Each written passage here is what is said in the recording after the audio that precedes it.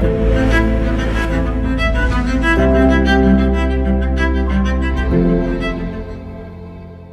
guys, Sabri Subi here, and welcome to week 1, module 3 of Quantum Growth. And in this module, I'm going to be diving into what I call the Halo strategy. And this is really like my secret technique just to kind of camp out inside the mind of my dream buyer and really just gather intel that I can use for all of my copy in new promotions and offers and anything that I'm looking to really sell, and just gives me a complete edge because it allows me just to find out exactly what my market is starving for, and then just give that to them and talk to them in the language that they use and really enter the conversation that's already happening in that prospect's mind.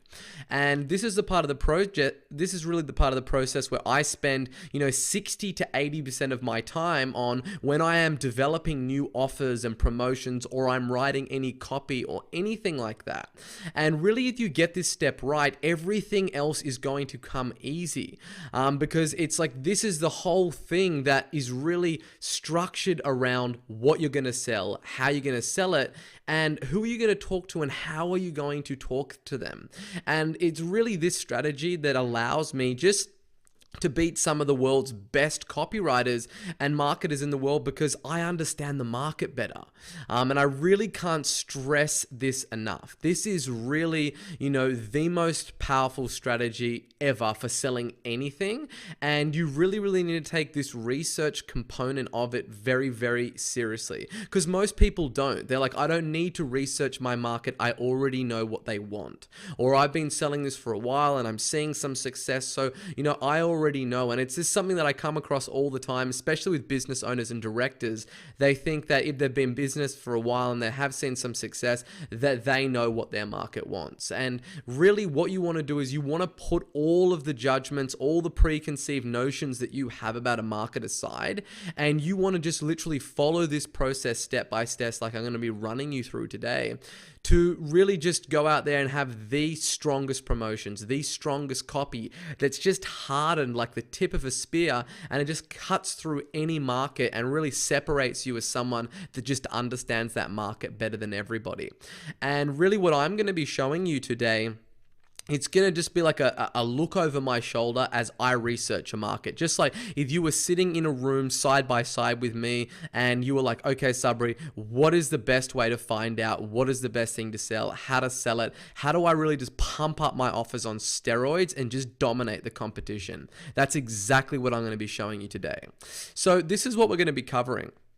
I'm going to show you how to identify your dream buyer. Who is that dream prospect that this really brings in most of the revenue and most of the profit for your business? I'm going to show you exactly how to identify them down to the T with a formula.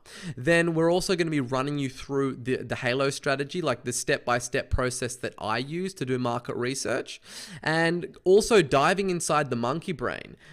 This is a really, really powerful technique, and it's something that really nobody else takes the time to do.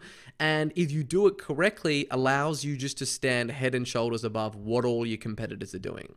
Then I'm also going to be showing you how to create your dream buyer avatar and really just kind of represent who is that buyer for you, that dream buyer, and not just like the usual crap like, oh, they're this old and they live in this city and they earn this much money. That's all the real surface layer superficial stuff. I'm going to be talking about how to describe that person like they're your best friend and know every single little nuance of their behavior, how they think, so you can really talk to them in a way that really resonates with them and has a huge amount of cut through in today's extremely noisy market. So let's dive into it. Now, the first thing is basically we're going to be identifying your dream buyer. Now, this sounds like a cool concept, but how do we actually do that? How do we identify who is that dream buyer for your business? Well, your dream buyer can be pretty much identified through using Pareto's principle, the 80-20 rule. Basically, if you don't know, Pareto was an Italian economist who became famous for his 80-20 rule.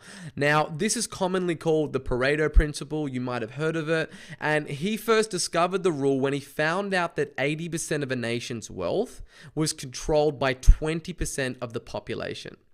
And as he studied this phenomenon, like more deeply in all different areas, he found that a disproportionate relationship between cause and effect in all other areas of life, including like real estate and growing crops and all sorts of things. Basically, he found that, 20% of the inputs creates 80% of the result. 20% of the workers produce 80% of the results. 20% of the customers create 80% of the revenue. 20% of the roads create, 80% of the crashes, and so on and so forth. Now, his 80-20 rule basically held true, in all areas of business as well, including like the popularity of products or services that you sell, sources of your incoming leads, whether it's Facebook or Google or what the channel might be, customer service problems that you get and complaints, reasons that your customers buy, out of all the kind of bells and whistles and features and benefits, there's kind of 20% of them that are going to basically push 80% over the edge in terms of buying. And the big one is really the customers that bring in the revenue of profits. So, 20% of customers in your business will account for 80% of the revenue and profits. Now, you might have heard of the 80-20 rule, but what most people don't know is the 80-20 rule, or the Pareto's principle, is exponential, meaning that initial 20% out of the 80-20 rule also still applies. So basically what that means is that if you take, the 80-20 rule, and then you basically take that 20% out of the 80-20, and you look at what are the top 20% from that 20%. It's basically meaning that the top 20% of the top 20% of your customers, or really when you look at it further and you boil it down, it's really the 4% of customers bring in 64% of the revenue and profits for your business. So you're basically just using the 80-20 rule on the 80-20 rule to get to that analysis. And that's essentially calculated as 80% of, the 80% will kind of give you that 64%. And really, this is an incredibly powerful thing when you think about it. 4% of your entire customer base will bring in 64% of your revenue, meaning that you can just focus and kind of laser in on these guys, and more importantly, find more customers like them. Right? Now, so how do you actually do that? Well, if you have like an online accounting software, you can export all the customers and it will have like the revenue attached to that. And if that's a little bit beyond you, meet with your bookkeeper, your accountant, or your financial officer, your CFO, or if you don't have any of those, go out and hire one. Hire an external CFO and get them to come into your business and dig through all the numbers for you, because this is really the most profound thing ever. Like, if you know exactly the type of dream buyer that kind of brings in 64% of your revenue, you can just go out and find like what are the traits that these guys all share. How do I speak to these people specifically? What are their demographics? What does that target market look like for me and for my business? Because then you stop trying to talk to everybody and you talk to the buyers, the players with money, the guys that are really going to be able to help you and kind of help you grow your business and propel your business forward, and the people that you can serve the most as well. Because the chances are, if they're bringing in the most revenue and profits, that they're the ones that are getting the most value from your business as well. Now, the reason that I say revenue and profits and not just profits is because it depends on what kind of business that you're in. Like, you might find that after you do this analysis on your business that like there's like 2 or 3 customers that bring in the bulk of profit for your business. And if that's the case, then those people are few and far between. And you might not be able to kind of go out there and reach those people with ease. Like, it might be quite difficult, or, using marketing to get them. They might have been with you for a couple of years and it's taken you 6 to 12 months just to get one of those types of customers. So really, you want to look at the relationship between the revenue and also at the profits, and kind of see like, is there going to be enough for me to really go out there, and make decisions based on just these 2 or 3 customers? Like, are there really any similarities around them? And probably the case will be no at that small level. So that's the reason that I say, look at both the revenue terms of overall gross sales volume and also at the profits. So now once you've kind of identified who they are and you want to kind of start looking at those demographics and really identify who they are, where they're located, how old they are, what gender, if there is a gender skew amongst them, and really start to kind of find out exactly who are these people, right? Now, for this example, I'm just going to say that I'm a property investment business, right? And our target market is going to be 30 to 55-year-old working professionals in a high-paying corporate job. Now, I've never done this research before. I'm going to literally just be going on the fly and having it just so if you were like in the room with me looking over my shoulder and you owned a property investment business and we were going to start doing this process for your business. So I'm going to really try to leave no stone unturned and go through my entire process step by step. So it will be a long training, but I assure you this is going to be one of the most powerful and profound things that you ever do in your business if you follow this step by step. So we'll say that I help people quit their 9 to 5 and replace their income through property investment. That's kind of sums up like what we're going to be doing, how we help people, and what our overall value proposition is to the marketplace. So basically, this kind of brings us to the Halo strategy, and I've got a doc that you can kind of get in the files for this module that you can go and click and download. It's a Google Doc sheet, or you can get it as an Excel, and it basically is a sheet that we're going to be running you through today that shows you exactly, we're going to be filling out all of these different steps along the way for the Halo strategy to really uncover all of the kind of the deepest hopes and fears, pains and dreams, and all the really deep desires of your marketplace, and what I call the primal desires of your marketplace, and what kind of language that they use, and what are some unexpected insights that we can find. And we're going to be documenting and putting this all in through to the Halo strategy document sheet, and this thing is going to be one of the most valuable resources for your entire business. Okay, so that's going to basically, I'll open up that document in a moment and we're going to go through the whole process, but let's just have a look at what this looks at step by step. So that's really diving inside the monkey brain. Like, what questions are your market asking? Like, how do you actually know exactly what it is that your market wants? What are they thinking about? What are they constantly asking all of the time? And that's really what I'm going to be diving into right now and showing you how to find those out, like without doing cumbersome market research in terms of buying market research reports or, doing first-hand market research and asking thousands of people. How do we actually just know without a shadow of a doubt the questions that our market is asking, and what are their biggest hair on fire problems that they're looking to solve? Right now, due to technology, I'm about to show you a little hack that I use that's going to show us all of that and a lot more. So basically what I'll do is I'll fire up this and we'll go into it right now. All right, so here we are on Google. Now, the first place that I like to start is a website called Answer the Public.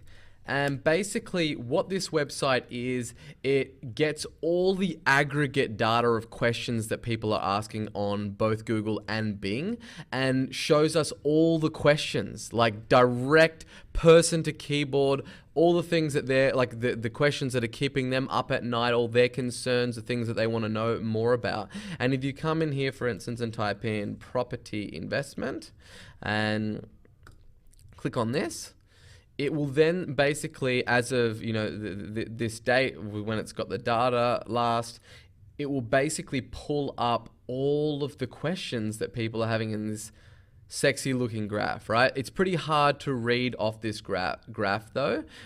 So what you want to do is click over here on data. And these are all the things, all the questions I have. Can property investment make you rich? How property investment works? Are property investment courses tax deductible? What investment property expenses are tax deductible? Investment property, where to start in property investment? It's got different years to select from. Then if you scroll down here, here we've got some more, another one. Let's click on this. Property investment, good or bad? Property investment for beginners. Investment property Can you live in it? There's a whole bunch of questions. So you don't want to start with Google with just a blank canvas and wonder like how to start researching your market. You want to have a look and see already what are the biggest and most common questions that are coming up, right? Now, basically, we're going to say that we're a property investment company that helps people, retire, quit their 9 to 5. And that's all because the end outcome that they're trying to get to in a place where they would want to be rich, right? Where they would be financially set up. That's the reason that they're going to be going through this whole process of investing in property. So then I'll just take this one randomly. And before we actually start doing Google and we start digging around, let me run you through this worksheet, which is the Halo Strategy Template worksheet, right? So this is in the resource section of this video, and you can basically go in there and click and make your own copy of this by clicking here and then going make a copy, okay? And this is where you're gonna start populating this data in. And you can see here, we're gonna be researching our market's hopes and dreams, their pains and fears, their barriers and uncertainties, and we're also going to be highlighting any unexpected insights that we did not expect, and also like the vernacular, the glossary of verbiage, jargon, and niche specific terms or language that people use in this market, like acronyms and all that kind of stuff.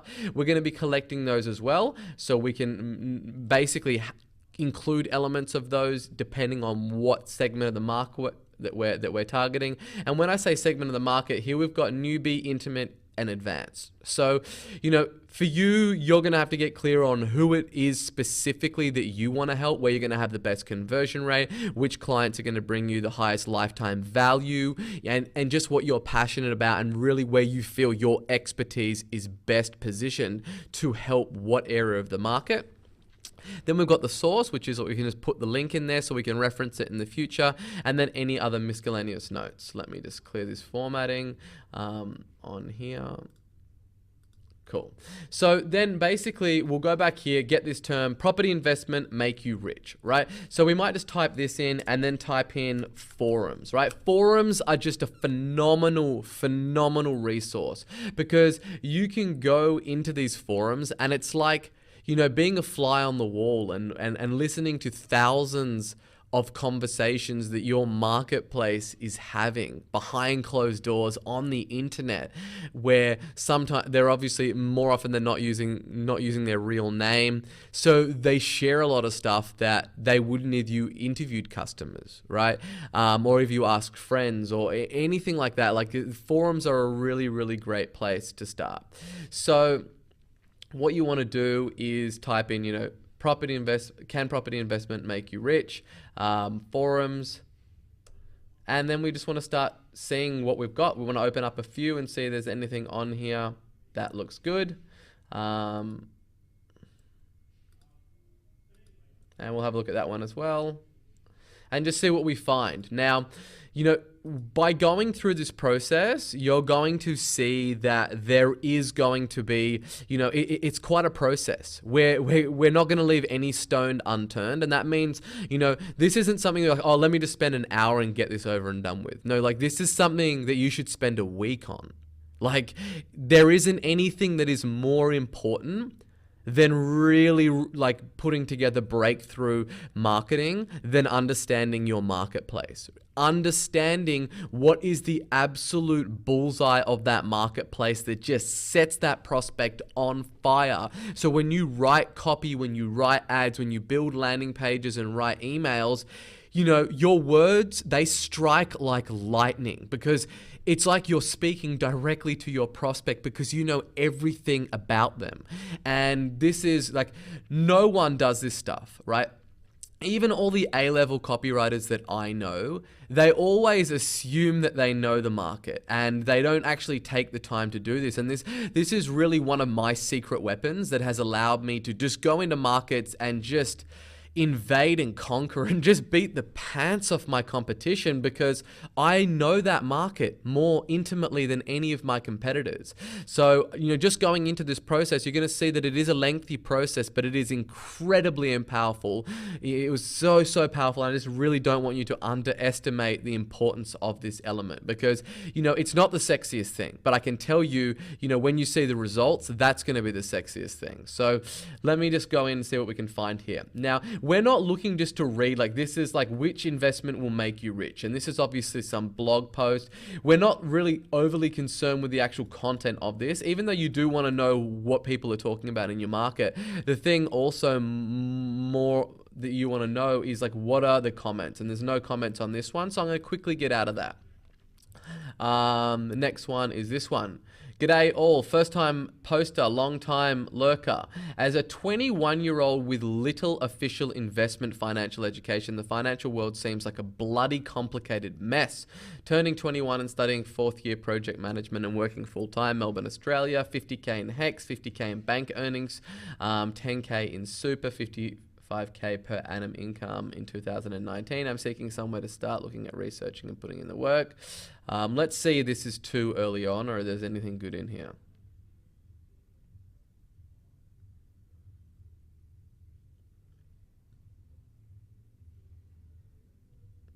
So don't put it in the stock market or banks. Okay, so this is pretty interesting. So people are comparing the property investment market to the stock market or even a bank. So let me come in here. I will put that in unexpected insights. I did not expect that to be the case, but it is. So let's just put that in there. And you just want to put something like comparing property investment with stock market and or banks. Cool. So let's go back in. Overrated book in my opinion. Yes, ditto. My son's 21, 65k. So this is a lot of people giving advice to somebody that may be too young for our market. But this looks like it's this Whirlpool's got a bunch of good stuff on here. So what I probably want to do is click on forums and then just come and look for a search bar here and type in property investment. Let me just chuck in rich as well. Oh, yeah. And then put rich in here just to see if it triggers anything based on my question of make you rich, right? So what do we have here? So there's a bunch of forums going on here. Investing in property, your success. Let's open up this one in a new tab. Books for beginners, that looks cool as well. Learning the basics of investing in property. Yep, we'll have a look at that too. And what else?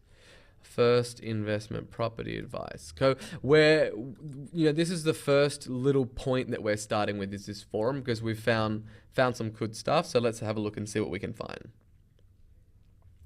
I went through a very interesting lecture last night on property investment by the Rich Dad series of seminars. Okay, so this looks like, we'll just grab this and we might go down this further. What do we got here? Miscellaneous notes. I'll just put that on here because I'm sure if we type in this, here we go, right? Upcoming free real estate workshop, Rich Education. There's obviously a book on it.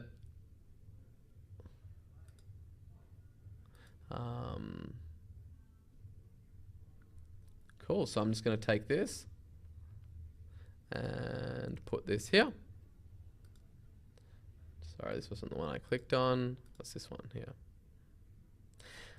And again, I want to know, guys, I want to know like what my market is reading, where they're getting their information about, who are those authors and what are the comments on those books, which we'll dive into a little bit later on. But cool, this looks good. I'll save this, put this in a source as well. I can reference that later when I get around to it, format that up. Otherwise it's going to do my head in. Cool. Let's jump back into it.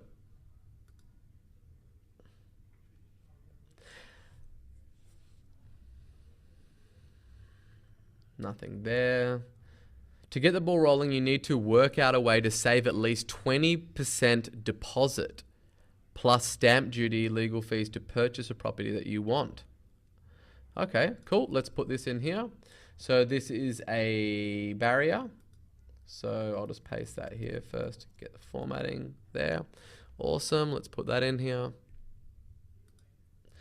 And then I said 20% to keep things under control. I would not be taking out a loan for the deposit. To save up this initial deposit to somehow concentrate on putting some funds away for your existing income stream. Yes, it's possible to purchase a property that can be valued much differently even in the same day that you purchase. So these guys look like they're talking about specifically this one lecturer. So I'm going to close this and see what else we can find.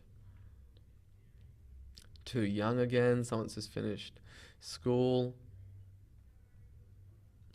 Can someone please point me in the right direction? I am a complete novice beginner, no idea what or how I can use the equity in my house, and what first steps are to using equity and money to purchase my first rental property, and then using the equity to buy another, and so on. Any YouTube videos for Australia for Dummies you can watch.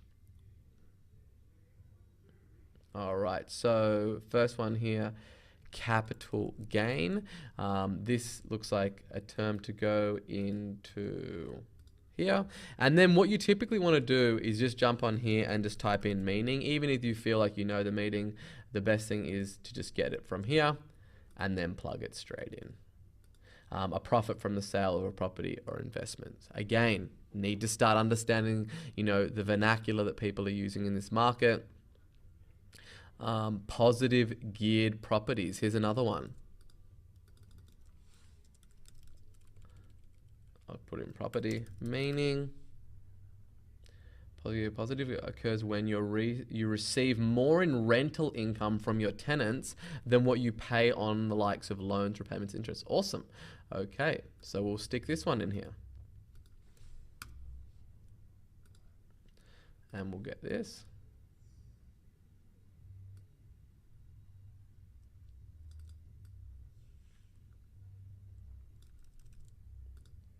Awesome.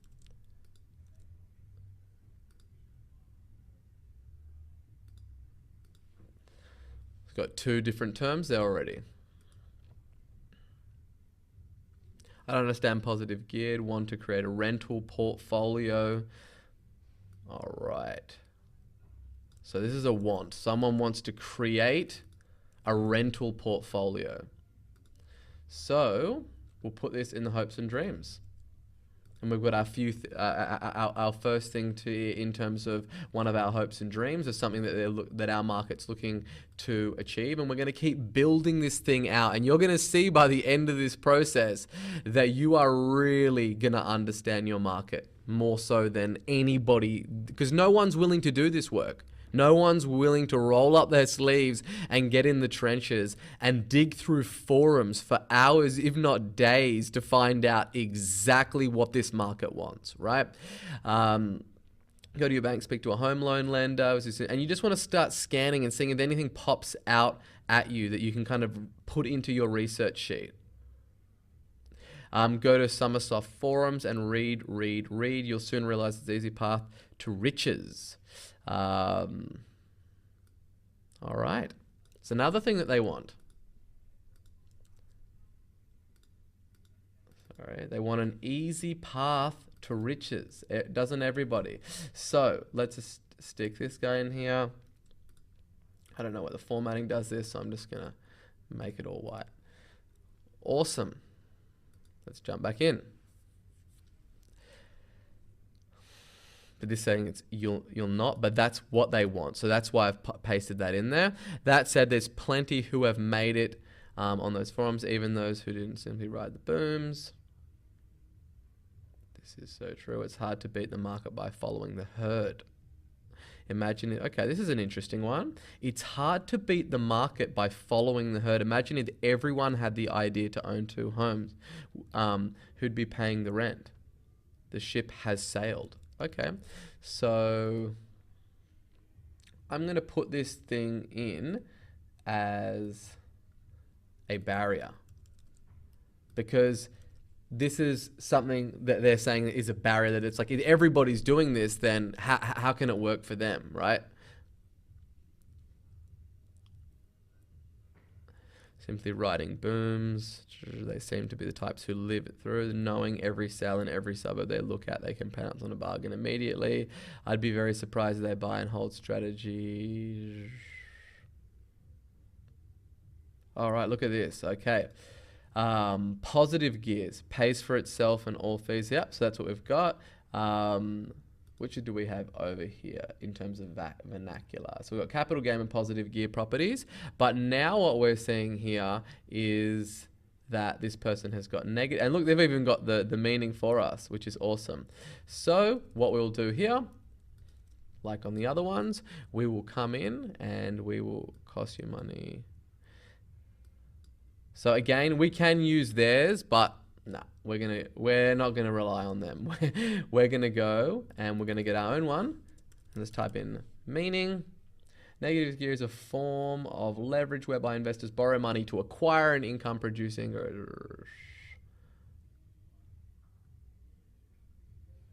Managing investment including depreciation. Okay, cool. So we'll get this. Come back, paste it in here. Get the formatting going, bang. And then there was another one on here as well. Neutral gear, pays for itself and expenses. That one seems pretty straightforward. We can just type that straight in there. So there.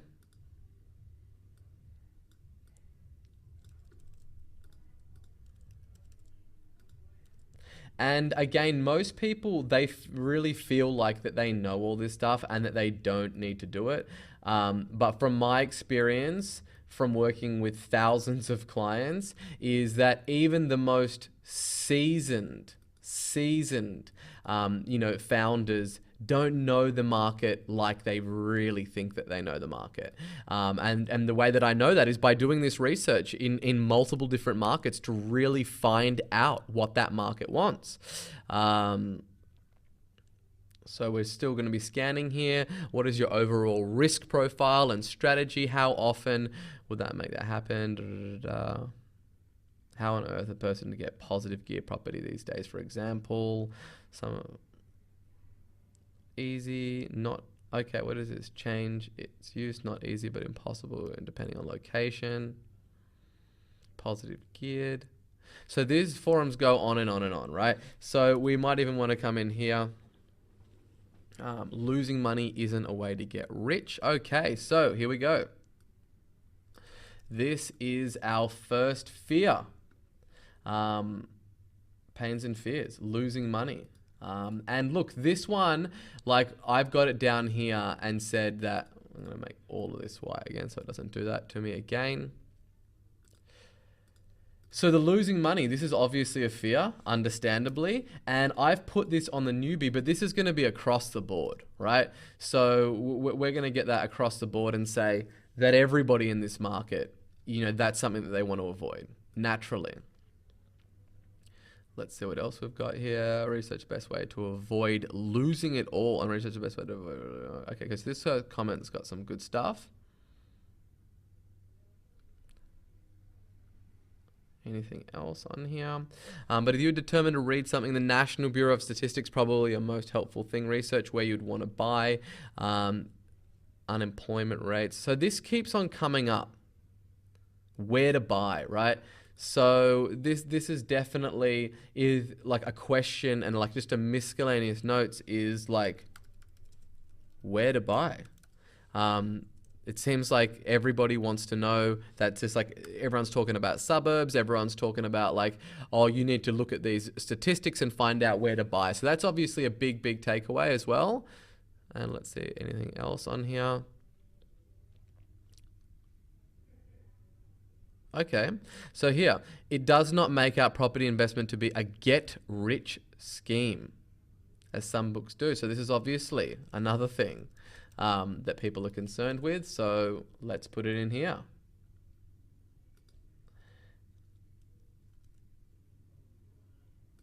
And obviously the people that are in the intermediate and advanced, they would probably understand that it's not a get-rich get rich quick scheme. So I haven't put it in those one. I've put it in the newbie market. And this is also a barrier and uncertainty for that market as well. And then what we'll do is, so that search got us a few goodies. Let's look at wealth. Offer a wealth of information. Let's look what else we've got here. Did you buy more wealth from residential property or building wealth through property investment? And look, I'm going to take this one, building wealth through property investment, because that's what these people want, right? That's what they're all looking to do. So again, we'll put that in there, building wealth through property investment. Over time would eventually become positive geared, house to rents up. So this is one place, okay, that I'm not going to go through and spend the full day or 2 days on this and make you watch it all like I would do. But this is definitely, I just done a search for forums on Google, and that's how we found this, right? So you want to start going through and selecting any keywords on here and how it works, and really start to do your own research, go into forums. Now, another great place after we've done the forums that we want to go to, that I like going to, is the biggest question platform in the world, which is Quora. And this is just literally a platform where people go and just put their questions and other people come in and answer them. So we'll come onto this one and type in property investment, and let's see what we can find.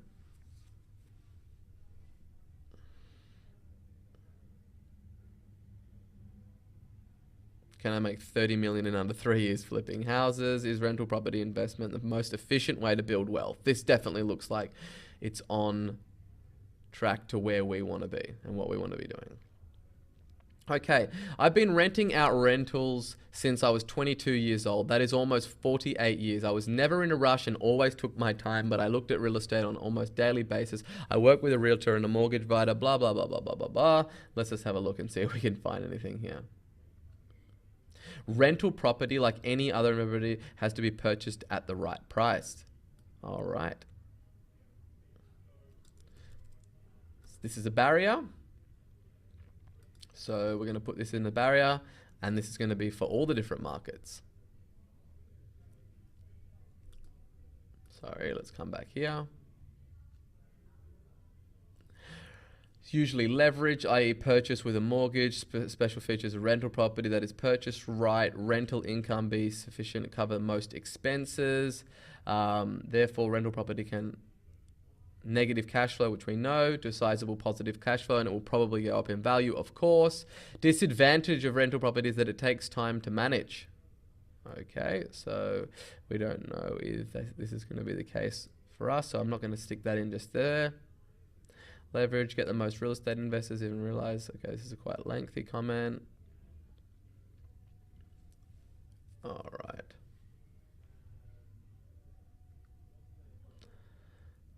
If you want to become less dependent on stock-based investment. So this is, oh, so that's an ad. Don't want to click on that. Most efficient. Interesting how you phrase that. In a nutshell, I don't that there are any absolutes in wealth building. Too many variables and too many diversified skill sets. If you're a talented tech guy, make the internet bend you to your will like the Matrix, then do that. If you have some basic financial skills, some basic handyman skills, and a skill to learn and improve, the rental market might be for you. I can tell you when I went from basically broke to owning 7 figures of property in about 4 years. All right, I like that. So I like it. I don't know why I like it yet. So I'm just going to put that in the miscellaneous notes up here. And again, I can come back to that. That might be an idea for, you know, a headline or whatever it might be. But when you find things that jump out at you like that, you definitely want to keep them so you can further reference them later down the line. There is some debt there for sure, but plenty of equity. Reflect on my personal balance sheet. These are fading. Little research of units vacant. Reading in between the lines, usually someone wants rentals, but for whatever reason, there's some serious doubts about whether or not it's for you. Sorry, I'm not sorry for saying this, but you aren't going to find that answer on the internet. I beg to differ. No, you used the word efficient. So again, this is some long stuff on here. So again, what I want to do, maybe search for wealth.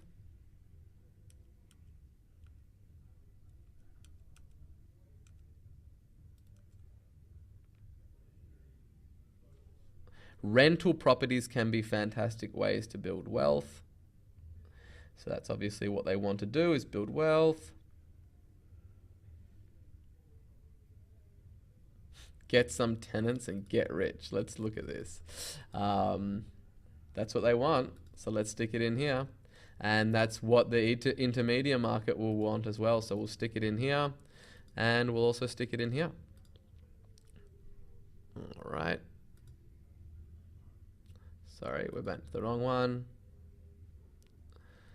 And you can see here there's 28 instances of wealth. So I like to just scan through and see if there's anything that's going to jump out. I believe statistics show that real estate in general is the most effective way to build wealth. Awesome. Let's get this. And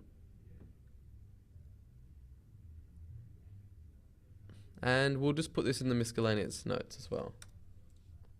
Awesome. And I know it says the US, but we can see that corresponds to the Australian market, or whatever market that you're operating in. Rentals are not fast path out, but certainly on there. Awesome. Let's say rich. Is there anyone searching for rich? What is the most effective yet efficient way to get rich? That's another forum. How to get rich investing. Let's open up that one.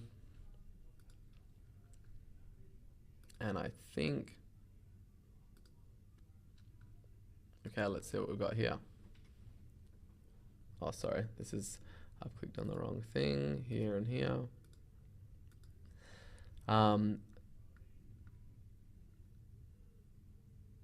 So what we're going to do is, this is just one forum. Let's go back to this one and see if there's any other strings on here.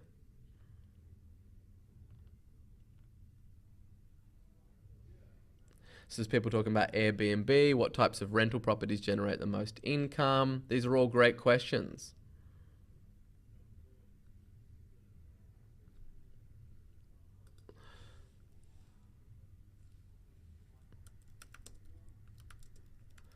I'm going to come in here and just try to refine this a little bit down.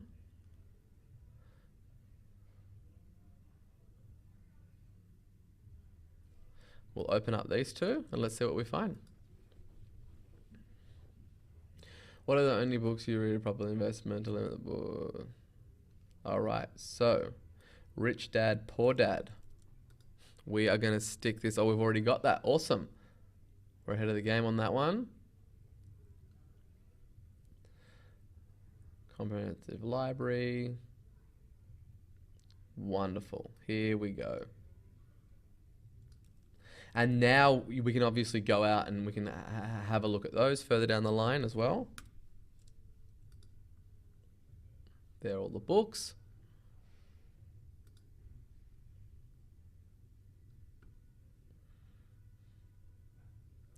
All right, enough of that. Is multiple leverage property investment the best option for serious wealth creation for the average income earner? Investing with borrowed money is a double-edged sword. This strategy works as long as property values are increasing and your bank doesn't call for the loan as a decline. Keep in mind the same strategy for the famous Dave Ramsey was using when his bank gave him 90 days to come up with $1.2 million worth of short loans. Anything on here?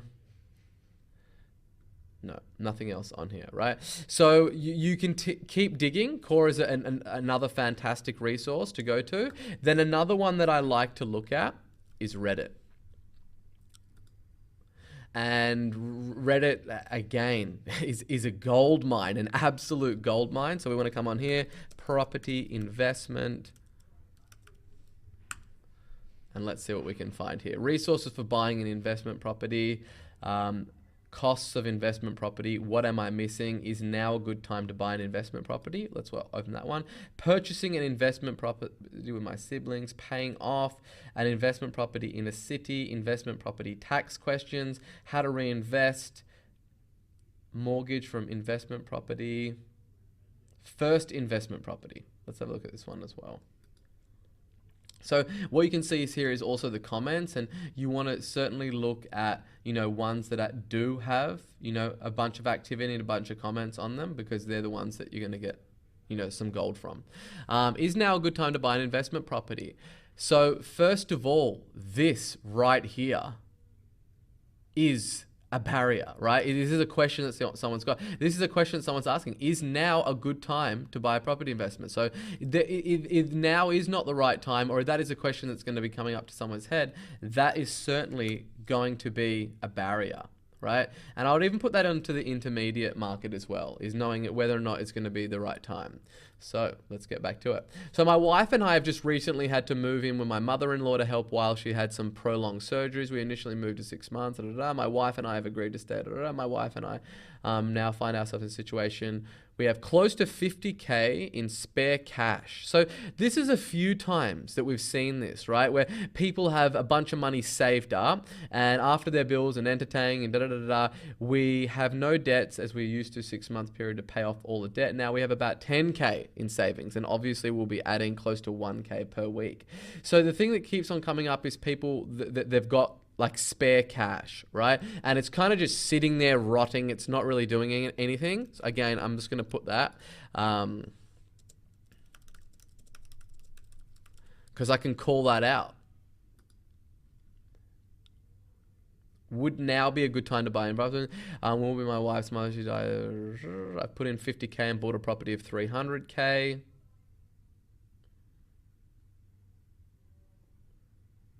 Right, not much here. I have 10,000 saved for my first rental property. Again, right? People saving up money. I guess the advice I'm asking is, should I wait until I save more? All of the lenders I've spoken to say I need down a rental property. Is there something better that I can use money? Credit card debts. You want to get rid of all that debt first, in my opinion. Hopefully emergency fund aside for your money investing. That is what I was thinking. You need to slow your roll. Getting a real estate portfolio is not automatic. There will be significant upfront costs. Oh, okay, here we go.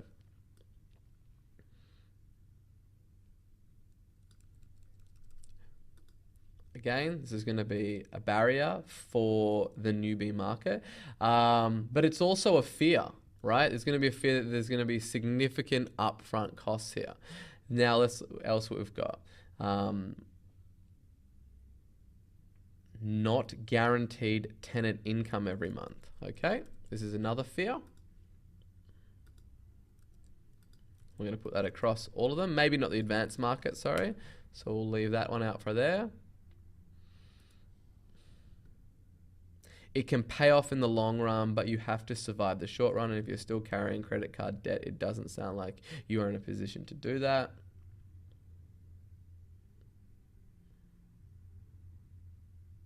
All right.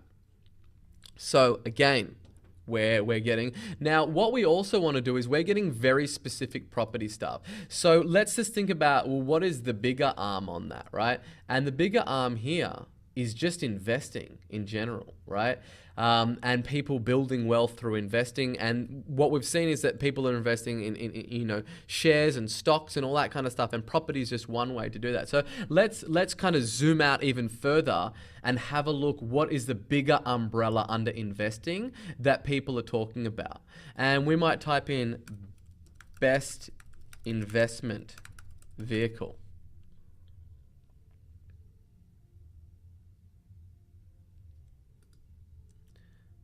Best investment, and let's put property in there just to see if we get anything skewed towards that.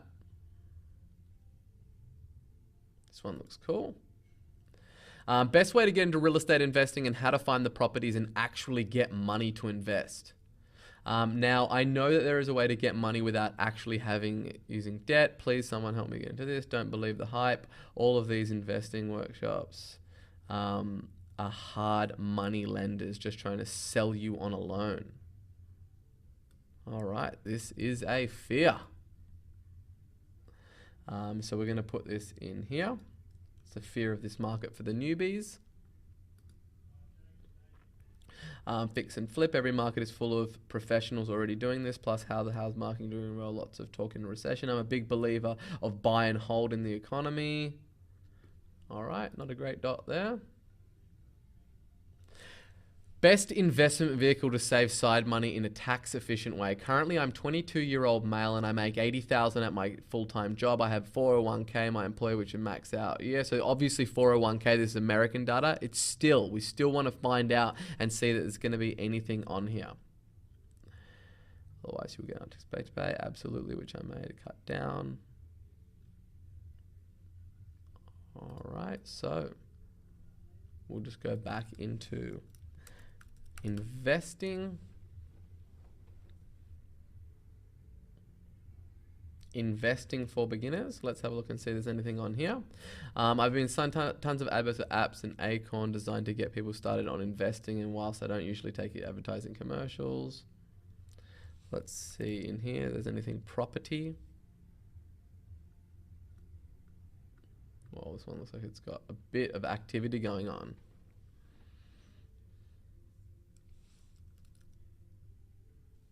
So the other thing that they want to do is, what we're seeing a lot is obviously saving money is something that they want to do. And I saw offset tax in here. So we'll put that under there as well. And so so far, you know, we've used forums, we've used Quora, and we've used Reddit. Now, the other thing that we want to also dive into is YouTube comments, right? So we'll come over to YouTube here for a moment and type in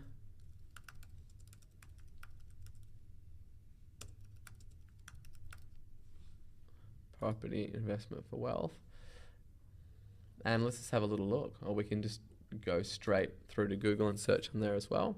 I'm in on YouTube. This one here. Let's type in.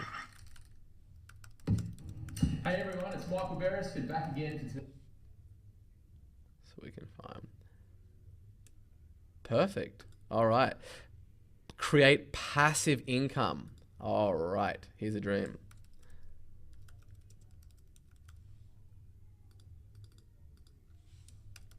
This is something that they want to do. So this is a really good one. And that's across the market all over them. And so you're beginning to see, right, that as we go through this process, what we're finding. So it's not so much more about the content on this that we're looking at. What we want to go do, okay, there's not really anything on here in terms of comments. The comment sections is usually a fantastic place to start, but these people haven't enabled comments.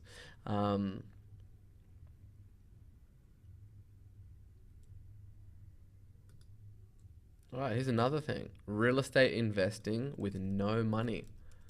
This is obviously, and this is the same author, Robert Kiyosaki, who came up before. So that's for the beginner market, is definitely what they want. Let's come back to YouTube. See if there's any comments on here. Yes, okay, perfect. Are you keeping... Use OPM. Okay, what's OPM? I keep hearing use OPM, yet I don't hear define investors, so I can use that. So we'll type in this. OPM meaning Office of Personal Management.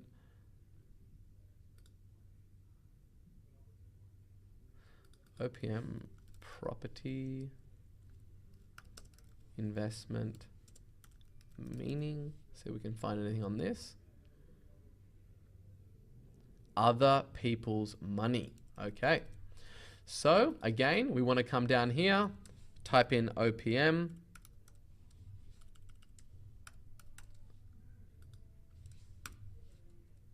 And put that there, which is what it stands for. Let's get back to it.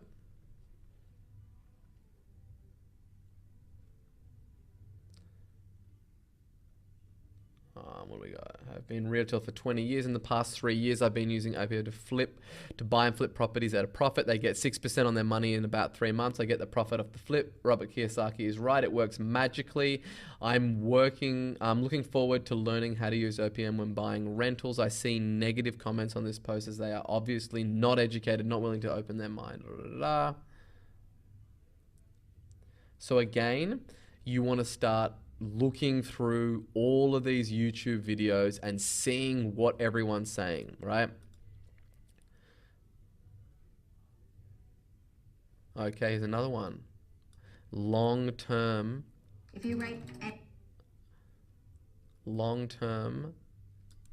net worth growth. This is what they want. And I'm going to say for this one, like, yeah, the intermediates, the newbies will want it. Definitely the intermediates are going to want it. Actually, who am I fooling? Everyone's going to want it. So we'll put that one in here. So even looking at the titles can be a great place, right?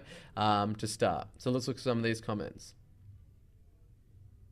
So this is a book. So let's see if we've already got it in our list. Yeah, we've already got it, The Millionaire Real Estate Investor, which is, you're starting to see things pop up, right, from multiple different areas, which is a good sign. It means that we're really starting to pull out these strings and find out all this other research on here. Let's see if there's anything else on here. And again, so like I'll just close a bunch of these different tabs in here because we've dug through a bunch of these. But this is one that we didn't go into. So propertychat.com.au, why property investing sucks for becoming rich. So this is someone that's obviously posting the negative angle. And look, we could go through and read this. Let's see what some of the comments are saying. I agree, making money in business, hold it in real estate, gold and silver. You can make money in real estate through time. Yeah, to timing, you invest in time and creating equity through developing, renovating. Aha, this is a good one. Waiting 20 years to retire from property. So this is obviously a fear, is that it's going to take long, right? And that's also going to be a barrier across all of those, is that how long is this thing going to take? Do you know what I mean? And that's definitely going to be a pain and a fear, is just the whole thing about waiting. I'm going to put that more so for the beginning, or even into the intermediate markets. They maybe invest in 1 or 2 properties and they're not really seeing the gains that they want from this. So let's go back to this. Cool. The words retire on property do not make sense. All right, this one is obviously very negative. So let's go and find something that's a little bit, and look at this, right? So you can see that in here, there's like, under this one, that there's 3,336 other forums or sub forums, and then there's 116,000 comments. So you can really start to understand like that you can spend a lot of time doing this. So with this, again, where to buy and where to find IPs, which is obviously investment properties, which suburbs are booming, which suburbs think are going to boom, where to find positive cash flow. This is all awesome stuff. These are all questions that this market has. So we'll come over here, and these are going to be under the barriers and uncertainties, and you're going to start filling this out. This will be for all of them.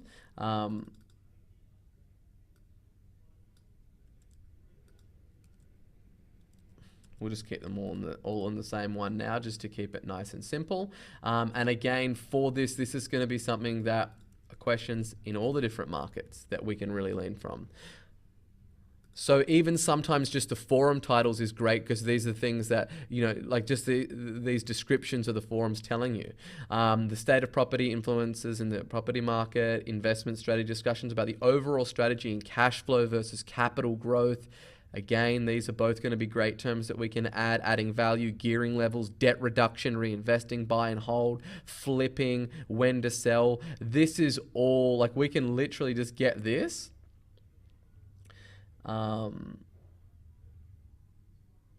This whole comment here, and stick that guy in there and leave that in there. We can go and format that up all later.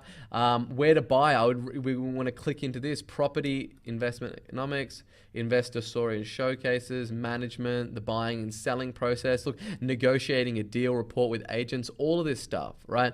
Then you can come into here.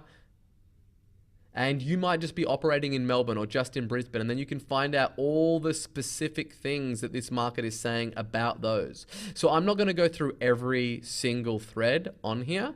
The last place that we will go to today on this, it will be Amazon, right? So let's go to Amazon, and we have got our list of books. So the first one was Rich Dad, Poor Dad. And then we'll come here. It's got 9,000 reviews. So then from this, we're going to come in here and we're going to start reading those reviews, right? And we want to know like what the 1-star people are saying. We want to know what the 5-star people are saying. But the area that I really like to focus on the most is like, typically it's 5-star, it's going to be all the positive stuff. You definitely do want to read that, but the 3-star, right? This is people that are typically put in more thought, and you want to look for the longer comments. The longer the comments, the more thought has typically gone into it. So let's just see what some of these people are saying. A very motivational book with a lot of practical steps to magically achieve the goals listed. Some inaccurate information such as Charles Schwab dying penniless. More important is the author filed for bankruptcy in 2012. Why is that? Da, da, da, da, da. Some people love this guy, others not so much. And what we're looking for is anything that's just going to jump out at us. There are lots of people who love this book and lots of people who don't. I agree with everything that the author says. He often brags about his financial IQ, the way that Donald Trump brags about his overall brilliance. By the way, lots of references to Trump, business genius in the book. Beware. I took this book as gross assets, all mind your own business. To me, it makes it great book if you're new to real estate and handling your finances. Let's go to the 5 stars.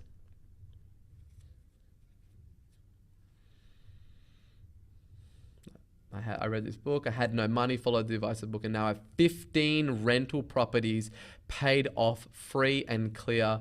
My assets. Okay.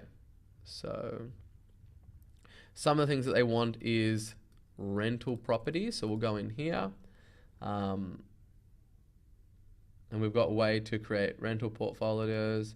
And we'll just put in here multiple rental properties is what these people want. These people already probably have them, so we won't add it on that one. Paid off. Free and clear. My assets more than cover all of my expenses. So that's another one. Assets covering the expenses is another thing that they want. And that's from Positive Cash Flow. I had hazard guess.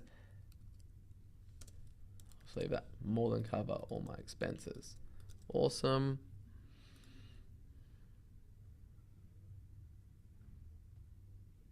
Let's see here. We were poor dads and we are now becoming rich dads. My husband and I both like the poor dad. My husband earned a degree in physics and planning a great books. It's time to prosper. Yep, that's certainly what they all want. They want to prosper. So we'll add that in here as well. And so this is like, then we've obviously got all these other books, right? You can see that like one thing leads you down another thing, down another thing, down another thing. And then you've got, you know, basically you've fallen down all these different rabbit holes and you start to collect all this information and then you're compiling it in this. And when you're done with this process, you just have like literally so much information in this thing. It's incredible. So what I'll do is I will pause the video now and I'll continue to do this research and fill this up. So you know the areas that I'm going to be looking at, but I'm not going to show you the whole cumbersome process of literally dredging through all of that. You'll be doing that anyway in your own time and filling all of that thing up. Okay, guys, we are back. So basically what you can see here, I just spent another hour or so and just filling this thing up even further. And it's really starting to come together with a whole lot of data. Like you actually have a look here. Let's just zoom into this thing for a moment. and we start to have a look like, so for the newbie market, like what are some of their hopes and dreams? They want to create a rental portfolio. They want an easy path to riches. They want to build wealth through investment property, get some tenants and get rich. They want to save money, offset tax, create passive income, real estate investing with no money. They want long-term net worth growth. They want multiple rental properties, assets more than cover all of their expenses. They want to make money and create wealth. Wealthy living, live off passive income, hoping to eventually turn into a full-time business, wealth creation with a focus on building long-term portfolios. They want to quit their job using real estate investing. They want lifelong freedom, financial freedom through real estate investing. They want to create wealth through property investment, just making money in a passive way where they don't have to think much. Here, using property as a vehicle to retire early. So they want to retire early. And that's just the newbie market. Then you've got the intermediate that want to offset their tax and use multiple rental properties. They want a second source of reliable income. They want an asset that will produce regular income and appreciate with value over time. And then there's some common things as well for the advanced ones. And then we go down to the pains and fears of this market. Losing money, that it's a get-rich-quick scheme. Significant upfront costs. Not guaranteed tenant income every month, had money lenders just trying to sell you a loan. So they fear that they're just getting pulled and roped into something that isn't going to be of their benefit, getting ripped off, buying in the wrong suburb or area. That was a big one. Buying property on a loan. Risky if you can't afford the payments. What happens if you don't have a renter at some point in time? I'd be screwed. That was a direct comment. I'm worried about taking a large loss, defaulting on bank loans, not able to afford the mortgage, waiting for 20 years to retire from property, that it's slow. And they were a little bit different for the intermediate and advanced, losing money, investing in wrong location, losing money on the bad purchase, staying at wrong location, not guaranteed tenant income, losing money, pay too much for property, not being able to find a tenant for their property, right? Now, the barriers and uncertainties, there are a lot. There are a lot of things that we need to answer. 20% deposit plus stamp duty plus legal fees to purchase a property that you want. Was a comment by somebody. It's hard to beat the market by following the herd. Get rich quick schemes. Is now a good time to buy an investment property? Timing was a huge one. Significant upfront costs. Waiting 20 years to retire from property. So a lot of crossover that from the fears and pains and fears. I'd like to get into property investment, but don't know where/what to buy, how much to borrow, how to maximize the tax benefits. So perhaps I should speak to a property investment advisor now, as I have a second problem. How do I choose an advisor who isn't going to rip me off? Or should I be looking for seminars and publications or whatever? We are hopefully going to use the equity in our current house to buy the new property. What tax breaks will we get? Figure out what we can afford. And the list goes on, and, I'm going to provide this template as an example for you guys to have a look. And this by no means is the full, complete, extensive list. You can go on, you can spend weeks. I only spent a few hours on this. Unexpected insights comparing it to the stock market, thinks it's a get-rich-quick scam. They're looking specifically for smart property investing strategies. So not just any, they specifically mention smart a lot of the time. So things that are going against what the rest of the herd doing, things that are uncommon, things that are smart. And then the term and the jargon and the niche-specific language, there's lots of them. Capital gain, positive, negative gearing, neutral gear, OPM, LMI, stamp duty, IP, PPR, PPOR, CGT, IRA. Like there's so much that goes into this process, right? And this is really what I call the raw materials. The raw materials of really putting together, what it is that is keeping your market up at night, their hopes and dreams, their pains and fears. What are the things that they're thinking about, they're talking about online that they may not even be telling their partner, right? It's just a huge amount of insight. Then Once we've got all of this information, then basically what it is time to do is to collate all of this information and put it into like an avatar and a document and creating your dream buyer avatar. So what we'll do right now is we'll dive on over to that and I'll run you through exactly what you want to do with all these raw materials. Once you've used the Halo strategy to really kind of just camp out inside of the mind of your dream buyer and find out what's keeping them up at night, tossing and turning, unable to sleep until they kind of get this question answered and take this step in the right direction to move towards what their desired end outcome is, it leads us to this next step, which is creating your dream buyer avatar. And I've got a worksheet and everything like that I'm about to show you of exactly what to do step by step in order to create your dream buyer avatar. But first, let me tell you a little bit about why it's so important. And that is really about kind of knowing your dream buyer really changes everything for you. It changes your product, your service offering, your marketing strategy, your value proposition, your pricing, the tone of your copies, and even what channels that you advertise on, and just way, way more. Now, no one can afford to address everyone's problems. So that's just the very first thing that I really want you to kind of acknowledge, that when I start running through people that they're kind of creating your dream buyer avatar and start really trying to find out who their dream buyer is, the very first kind of defense mechanism that they have is, well, I don't want to single anybody out. Like, I want to talk to everybody. Like, I want to go for the entire market. Now, the thing is, it's impossible to address everyone's problems, and especially in today's market conditions, where the media that we use to reach our customers is so highly fragmented, right? If your business is going to compete with the big guys, you have like to really zero in on who that dream buyer is. Otherwise, you're kind of going out there with a shotgun and you're scattering all these bullets all over the place, where, you know, you really need a sniper rifle and you really just need to kind of zone in on who that dream buyer is for you. And a lot of business owners simply say, like, look, I'm targeting whoever is interested in my services. Or, you know, some say that their target market is business owners or homeowners or property investors or mothers. And while that can kind of be a good start, like singling out at least somebody to target, these targets are much too general to really go after. And specificity is key, because you're going to want to be talking to the people in the language that they use. And you want to be, when you write your copy and when you structure up your offers and do all of your marketing, you want your dream buyer to feel as if you are literally specifically talking to them and all the pains and fears and hopes and dreams that they specifically has. And then that's how you get cut through. That's how you can really just get through all of the noise and just use the signal and just beam in on the forehead of your dream buyer. And this thing is insanely powerful when you put it to use.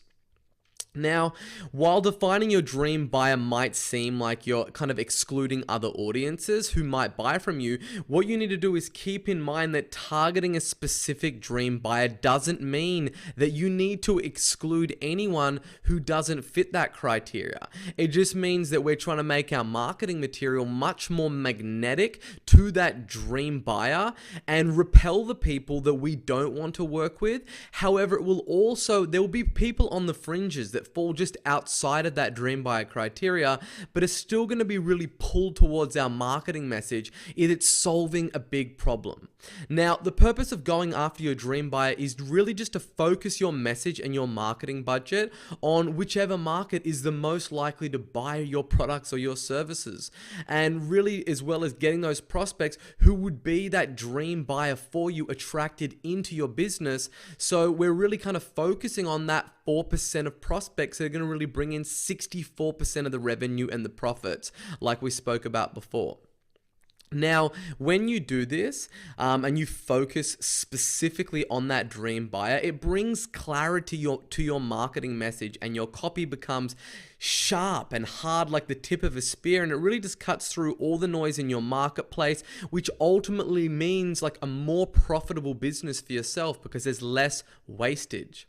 And look, while you might be thinking that creating a dream buyer persona isn't the sexiest thing, let me just tell you this, right? Advertising channels change, landing page building software changes, algorithms change, tactics on Facebook and Google change, but the fundamentals of learning what people want, understanding exactly where you can help them, and then telling the right people about it is the most persuasive thing and really the most timeless strategy that has worked for the last 100 years, and it will work for the next 100 years, right? So this is something that it might not seem like a shiny object and super sexy, but this is just my secret weapon where it has allowed me to just go into multiple markets and understand that market more intimately than any of my competitors and just dominate and annihilate them and crush them, because I'm speaking to a market and my marketing message is just having so much more impact and clarity. So this really is the most important step amongst everything, because if you get this process right, then everything else from this point on is going to be easy, and you're just going to be fitting the pieces of the puzzle together and getting just incredibly powerful marketing that really just allows you to stand out head and shoulders above what all of your competitors are doing. Now, let me run you through the Dream Buyer Avatar worksheet, and it's just really a series of questions that you go out into your marketplace with and you answer, and at the end of it, after using the Halo Strategy worksheet in combining that with the Dream Buyer Avatar worksheet, is just you're gonna have like just the most visceral and real Dream Buyer avatar that your marketing message is just gonna be like a samurai sword. So let me just run you through this and show you how this whole thing works. Okay, so here we are on the Dream Buyer Avatar worksheet, and you've got a link to this in the resource section of this video. And basically, after we've gone out and we've kind of understand what are their hopes and fears, pains and dreams, what you can do is you can work your way through this sheet and really start to flesh out exactly what the avatar looks like and what is like a day in your dream buyer's life looks like what time are they waking up, what are they doing. And you can read through this and you can see, like, typically when you talk about like avatars, people just do this and they stop, right? They do the age, the name, the location, the relationship, education, job, occupation, income, location, and that's like, wow, they feel like, wow, I've done a really, really good job at understanding my dream buyer avatar. But you know, what I have found is that while it's not the most sexy thing, again, like the thing that you need to remember that having, like, just reading this for you, right? Getting clear on who your dream buyer is and then relentlessly focusing on them brings clarity to your marketing message. Your copy becomes sharp and hard like the tip of a spear that cuts through all the noise in your marketplace, which ultimately leads to a more profitable business, right? Because if you're advertising against the same competitors, literally the only difference is what you say on your ads and on your landing pages. And if you can say things that resonate with your dream buyer more than all the competitors, then guess what? You're the one that's going to go get the lion's share of business in that marketplace. And the thing to note is that advertising channels change, landing page building software changes, algorithms change, tactics change, but the fundamentals of learning what people want and understanding exactly where you can help them and then telling the right people about it is, in the most persuasive way, is a timeless strategy that worked 100 years ago and it will work 100 years from now. So this is extremely important once again. You'll read through this. I'm not going to read through everything on because this video is becoming quite long, but you can break down and you can see all of the different things, like thinking about where they're hanging out, where do they get their information from, where do they congregate online, where does your dream buyer get their information, what is their biggest frustrations and challenges. You know this. We've just got these raw materials from this in the Halo Strategy worksheet, and you can put those in here. But this is also about like fleshing those things out and making them become a little bit real. And it's not going to be based off assumptions, but you are going to put connecting words and things on there just to make it like a real avatar and a real person. And then every time that you sit down to write any ad or to write an email or anything, you're looking at this avatar, you're putting yourself in their shoes and really thinking about all of their pains and fears, their hopes and dreams, their frustrations, and everything that they're going through, and what their day is like. If you're when you send an email to them, you want to think about like somebody is dramatically different on a Monday morning at 8 a.m. to them what they are at 5 p.m. on a Friday, right? So when you communicate with them by going through this process and knowing what like a day in the life of theirs looks like, you'll know how to communicate with them. And this is really, really deep and high level stuff that nobody does. Now, the other thing so you got this worksheet, you can work through it, but the other thing that I want to go through is you might be thinking, well, Sabri, how do I know their age? How do I know their education, or they're in a relationship, or any of these things? Well, let me just show you a little ninja tool that I use, which is Facebook Audience Insights. And then we want to click on everyone on Facebook. And you can come here. We don't want the United States. So because for this one, we're using Australia. So let's put in Australia here. And then basically what you want to do here is come down to interests and type in property investment. Okay, not enough information, so you want to keep adding on here. You can see that there's multiple things under property investment. There's property investing. Keep building it out. Adding more. Then we've got real estate investing, and it's going to start to build out now as we keep populating. So you want to basically just keep on thinking of anything else in these different markets.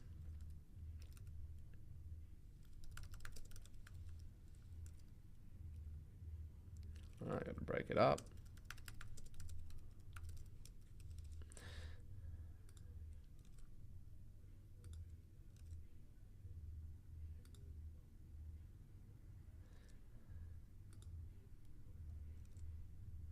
Until they're all gone. All right, that's what you want to do. Now look at this. Look what Facebook is giving us. So they're saying that in Australia that they've found 700,000 to 800,000 people that match these interests, right? And now it's giving us a breakdown of gender, their ages, all of this stuff. So you can see that like you've got everyone from 18 all up to 65 plus, and of course you've got men and women. Now the skew for this one is very close, 51 to 49 women, right? 49% women, 51% men. So typically for this, I wouldn't be saying like, you can pick one and talk to both of them. So for instance, for this, we might say that the name of the person is Property Pete, right?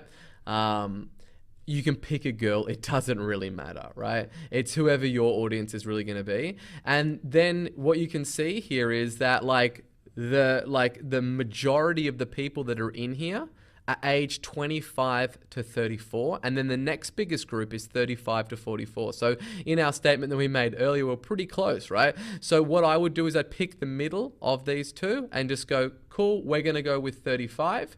So they're 35. Then from this as well, we can see, what's the next thing on here? Their education level. We'll work through this list before we go into all of that. So first of all, the other thing that we can see is that 56% of them are married, right? So that's what we're going with, right? This person, relationship, they're married. Now, what else do we have? Their education, 66% of them went to college, right? So when we come here and we go education, college educated. Now, what we can do here, which is also awesome, is the job insights, right? And you can click on see all, and it gives you a breakdown. And you can see that the area that there is a huge skew towards is management and sales.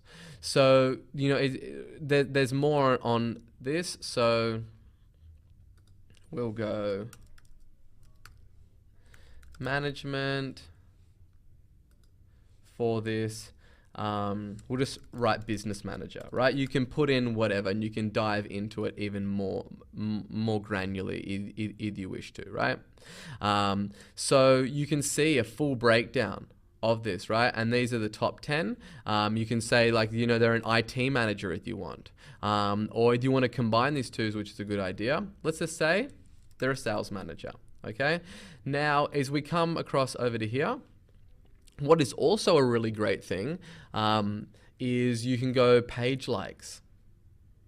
And you can start to see other pages that have these people that have these interests are liking. And what are those pages? And then these further help you flesh out and do your Halo strategy. So one thing that I didn't go into in great detail is basically what you can do is then go, I love real estate, open up their Facebook page here, and you can start reading through their posts and their comments and start to say what people are seeing in this market, right? So this is another really great place to go. Another thing that I like to do is to basically go to Facebook groups and type in property investment, not global, just type in property investment. And then what you want to do here is look at groups, all right? And then you want to join these groups. And then the same process apply that we use in the Halo strategy. You want to dive into it deep and have a look exactly what these people are saying and what is it that they're doing, okay? Then based on this, you can go to location. And you can see that literally like almost 50% or 45% of them are living in Melbourne or Sydney. So we're going to say this person lives in Sydney. Interests, we know that because we can just come back to this and like you can see, like look at these. Like you can they're like cars, furniture, public figures, motor vehicle companies. They're like Land Rovers, like so they probably drive a Land Rover. These are the companies that they're like, and you can fill this out, right? You can put in a few things on here. So you might say luxury cars, interior design, furniture, and furniture.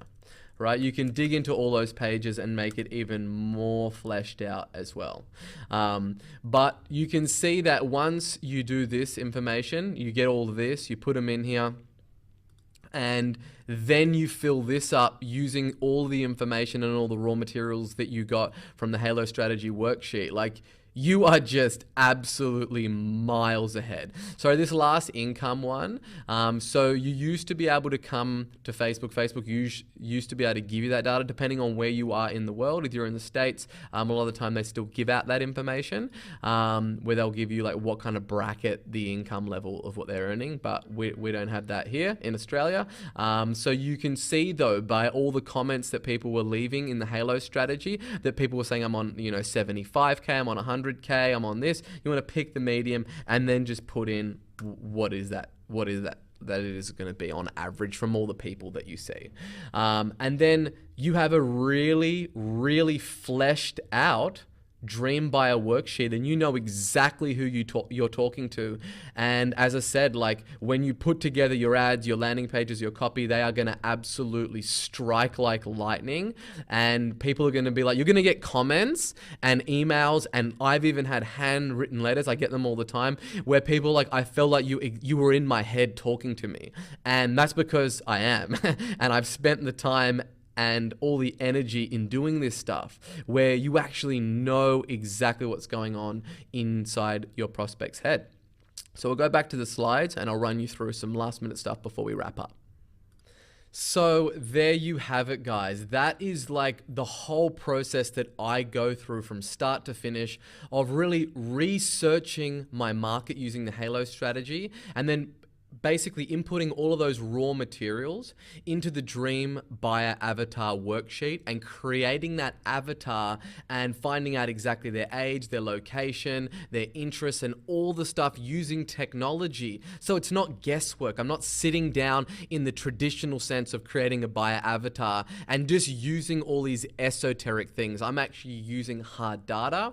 So both of the resources from the Dream Buyer Avatar worksheet is included in the resources section, along with the Halo strategy and the example template that I filled out throughout this training video. So let's look at the action items.